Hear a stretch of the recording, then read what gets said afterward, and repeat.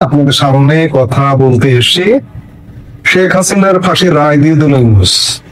ভারত কি শেখ হাসিনাকে ফিরিয়ে দেবে? এই প্রসঙ্গটা নিয়ে আপনাদের সামনে কথা বলতে চাই। আমি প্রথমেই বলতে চাই যে রায় হলো কিসের রায়?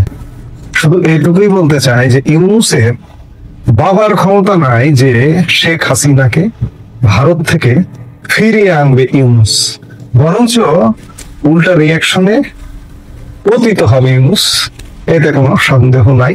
আপনারা ইতিমধ্যেই জানেন যে মানবতা বিরোধী অপরাধে অভিযুক্ত করে বাংলাদেশের নির্বাসিত প্রধানমন্ত্রী শেখ হাসিনার বিরুদ্ধে রায় ঘোষণা করা হয়েছে আজকে সোমবার 17 নভেম্বর, এবং এই রায় ঘোষণাকে কেন্দ্র করে একটা শ্রেণী উল্লসিত। কারা উল্লসিত আপনারা জানেন যে গত 16 মাস যাবৎ দেশটা কারা দখল করে আছে, তারা উল্লসিত, এবং তারা এটি বহু পূর্ব থেকে পরিকল্পনা, সেই পরিকল্পনার একটি অংশ আজকে বাস্তবায়ন করলো। আমার প্রশ্নে এত দেরি করলেন কেন? আপনারা তো 16 মাস আগে ক্ষমতায় এসছেন, এতদিন নেওয়ার কোনো দরকার ছিল না। এত তদন্তের নাটক, এত হিয়ারিং এর নাটক, এগুলোর দরকার কি ছিল? 3-4 মাস সময় নিয়ে রায় ঘোষণা করে দিতেন, খেলা শেষ হয়ে যেত। তা না, 16 মাস পরে এসে অবশেষে মৃত্যুদণ্ডের রায় ঘোষণা করছিলেন। আপনারা রায় ঘোষণার আগে আমরা জানি যে এটা মৃত্যুদণ্ড হবে, কিন্তু মৃত্যুদণ্ড কি কার্যকর করতে পারবেন? আল্লাহ যদি না করতে দেয় তাহলে কি পারবেন? পারবেন না।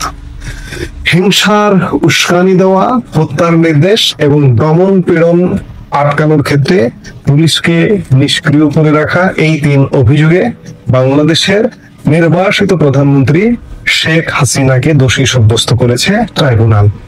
বর্তমানে ভারতে রয়েছেন বাংলাদেশের প্রধানমন্ত্রী শেখ হাসিনা। আমি বারবার বাংলাদেশের প্রধানমন্ত্রী বলছি, তিনি আসলে গত বছরের সহিংস ঘটনায় পদত্যাগ করেননি, এই জন্য তাকে নির্বাসিত প্রধানমন্ত্রী বলাটাই মনে হয় যুক্তিযুক্ত। ইতিমধ্যে বাংলাদেশের অন্তর্বর্তী সরকারের আইন উপদেষ্টা রায় ঘোষণার সাথে সাথে জানিয়েছেন যে শেখ হাসিনাকে ফেরত চেয়ে ভারতের কাছে আবারও চিঠি দেবেন তারা। তবে বিচারের সম্মুখীন হতে ভারত তাকে আদৌ বাংলাদেশে তুলে দেবে কিনা বাংলাদেশের হাতে, সে ব্যাপারে প্রশ্ন আছে। আমি তো চ্যালেঞ্জ দিলাম, শুরুতেই চ্যালেঞ্জ দিলাম যে ইউনূসের বাবার ক্ষমতা নাই যে শেখ হাসিনাকে ফেরত আনবে। এই রায় ঘোষণার আগে, একদিন আগে শেখ হাসিনা পুত্র সজীব ওয়াজেদ জয় বলেছেন শেখ হাসিনা ভারতে রাষ্ট্রপ্রধান, সরকার প্রধান স্ট্যাটাসে আছেন, যে ক্যাটাগরির নিরাপত্তায় আছেন, মর্যাদায় আছেন, কাজে সেই ভারত তাকে চোর ডাকাতের মতো ফেরত দেবে না। চোর ডাকাত কথাটা কেন বললাম? এই যে একটা অজুহাত দেওয়া হয় যে ভারত বাংলাদেশ বন্দি বিনিময় চুক্তি বা প্রত্যর্পণ চুক্তি 2013 সালে যেটি হয়েছিল, এটি চোর ডাকাতকে ফেরানোর চুক্তি হয়েছিল। ভারত স্পেশালি বাংলাদেশের সঙ্গে এই চুক্তিটা করেছিল ভারতের উত্তর পূর্বাঞ্চলের রাজ্যগুলোতে অস্থিরতা সৃষ্টিকারীদের সহজে ফেরত নেবার জন্য এই চুক্তিটা করা হয়েছিল। তাই বলে অন্যায়ভাবে এক সরকার প্রধানকে ফাঁসিতে ঝুলিয়ে দেবার জন্য করা হবে বা এতে ভারত ফেরত দেবে, এটা ভাববার কোনো কারণ নেই। ভারত এবং বাংলাদেশের মধ্যে একটি বন্দি প্রত্যর্পণ চুক্তি রয়েছে। ওই চুক্তি অনুযায়ী আদালতের রায়ে প্রত্যর্পণ করানোর মতো অপরাধ থাকলে সংশ্লিষ্ট ব্যক্তিকে এক দেশ অপর দেশের হাতে তুলে দেবে। 2024 সালের ডিসেম্বরে শেখ হাসিনাকে ফেরত চেয়ে নয়াদিল্লিকে কূটনৈতিক চিঠি বা নোট ভার্বাল পাঠিয়েছিল মোহাম্মদ ইউনূসের নেতৃত্বাধীন অন্তর্বর্তীকালীন সরকার। ওই চিঠির প্রাপ্তি স্বীকার করেছিল ভারত মৌখিকভাবে। বিদেশ মন্ত্রকের মুখপাত্র রণধীর জয়সওয়াল মৌখিকভাবে জানিয়েছিলেন শেখ হাসিনার প্রত্যর্পণের বিষয়ে বাংলাদেশের একটি চিঠি তারা পেয়েছেন। কিন্তু ডিসেম্বর টু নভেম্বর, প্রায় 1 বছর হতে চলল, আজ পর্যন্ত ভারত কিন্তু লিখিতভাবে সেই চিঠির উত্তর দেয়নি। এবং সেই সময় রণধীর জয়সওয়াল বলেছিলেন যে এই বিষয়ে কোনো মন্তব্য এখনই করা যাবে না। বিদেশ মন্ত্রক সূত্রে জানা গিয়েছিল আগে এই চিঠির বৈধতা যাচাই করতে চায় নয়াদিল্লি। কোন দেশের অন্তর্বর্তী সরকার যা জনগণের ভোটে নির্বাচিত নয়, এমন একটি সরকার অন্য রাষ্ট্রের নির্বাচিত সরকারের কাছে কোন রাজনৈতিক নেতার প্রত্যর্পণ চাইলে আইনি দিকগুলা খতিয়ে দেখা প্রয়োজন। এবং রণধীর জয়সওয়াল সেই সময় প্রশ্ন তুলেছিলেন যে বাংলাদেশের মতো একটি অন্তর্বর্তীকালীন সরকার ভারতকে এমন একটি চিঠি দিতে পারে কিনা, তিনি মৌখিকভাবে বলেছিলেন। একই সাথে এই যে চলতি বছরের অক্টোবর মাসে শেখ হাসিনার প্রত্যর্পণ বিষয়ে ফের নিজেদের অবস্থান স্পষ্ট করেছিল ভারত। বাংলাদেশি কূটনৈতিক সাংবাদিকরা ভারতের পররাষ্ট্র মন্ত্রণালয় ভিজিট করতে গেলে ভারতের বিদেশ সচিব বিক্রম মিস্ত্রি সে সময় জানিয়েছিলেন এটির সঙ্গে আইনি বিষয়ে জড়িত আছে, উভয় দেশের মধ্যে তা নিয়ে আলোচনা হতে পারে। তিনি আরো বলেন যে আমি শুধু এটুকুই বলতে পারি যে এটি একটি বিচার বিভাগীয় এবং আইনি প্রক্রিয়া, এর জন্য দুদেশের সরকারের মধ্যে আলোচনা এবং পরামর্শের প্রয়োজন রয়েছে। আমরা বিষয়টি খতিয়ে দেখছি এবং এই বিষয়গুলো নিয়ে আমরা বাংলাদেশের কর্তৃপক্ষের সঙ্গেও একসঙ্গে কাজ করার জন্য তৈরি। বন্দি বিনিময় চুক্তির মধ্যে থাকা বেশ কয়েকটি শর্তের জন্যই ভারত শেখ হাসিনাকে ফেরাতে বাধ্য নয় বলে বিশেষজ্ঞ মত। বাংলাদেশের সঙ্গে বন্দি বিনিময় চুক্তিতে এমন কিছু শর্ত আছে যে শর্তগুলোর কারণে ভারত শেখ হাসিনাকে বাংলাদেশে ফেরাতে বা এই অর্ডার মানতে বাধ্য নয়। সোমবার আন্তর্জাতিক অপরাধ ট্রাইব্যুনাল যে রায়টি দিয়েছে, এই রায়ে বাংলাদেশের নির্বাসিত প্রধানমন্ত্রী শেখ হাসিনার প্রাণ সংশয়ের সম্ভাবনা রয়েছে। তাই ওই চুক্তিতে থাকা নিয়ম অনুসারে ভারত শেখ হাসিনাকে প্রত্যর্পণ করতে বাধ্য নয়।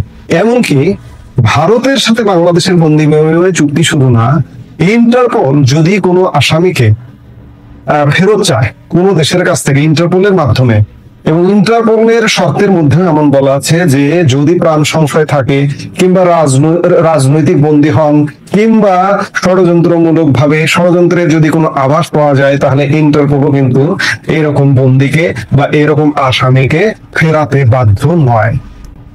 2013 সালে ভারত এবং বাংলাদেশের মধ্যে বন্দি বিনিময় চুক্তি স্বাক্ষরিত হয়।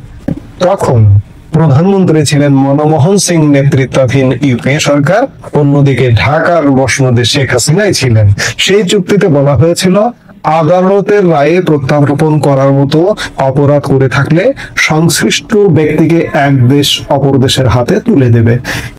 এই বিষয়ে সবিস্তারে ব্যাখ্যা দিয়ে বলা হয়েছিল ন্যূনতম 1 বছরের জেল হতে পারে, এমন অপরাধ করে থাকলে সেই ব্যক্তিকে প্রত্যর্পণ করা হবে। এও বলা হয়েছিল যে সেই অপরাধকে চুক্তি স্বাক্ষর করা দুই দেশেই শাস্তিযোগ্য হতে হবে।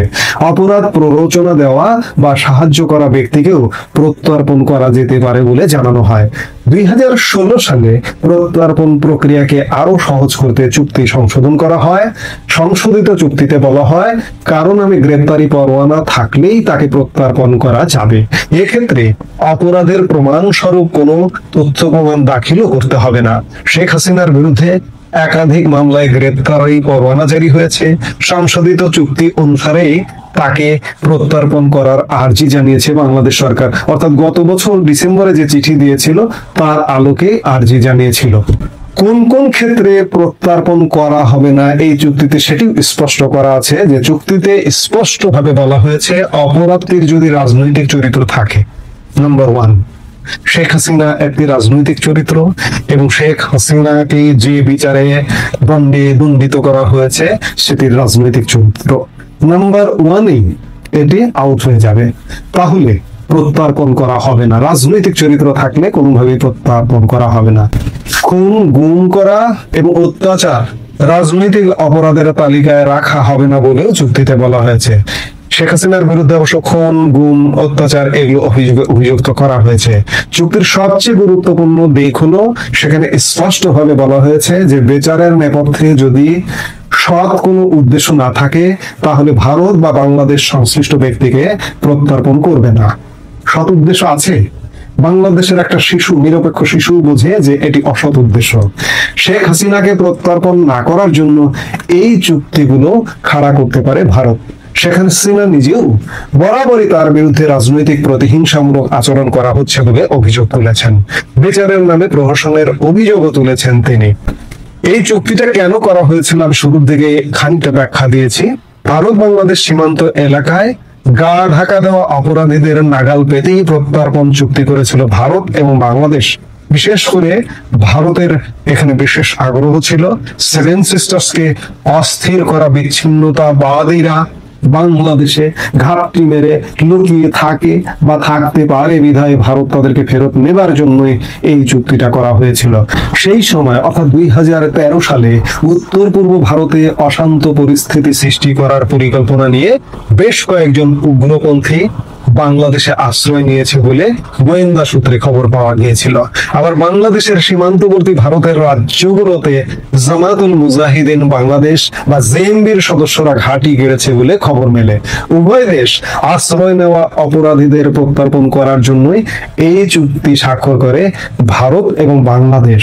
একজন প্রধানমন্ত্রী শেখ হাসিনাকে ফেরানোর জন্য এই প্রত্যার্পণ চুক্তি নয়। আমি শুরুতে বলেছি যে ইউনূসের বাবারও ক্ষমতা নেই যে ভারতের কাছ থেকে শেখ হাসিনাকে নিয়ে এসে ফাঁসি কার্যকর করবে।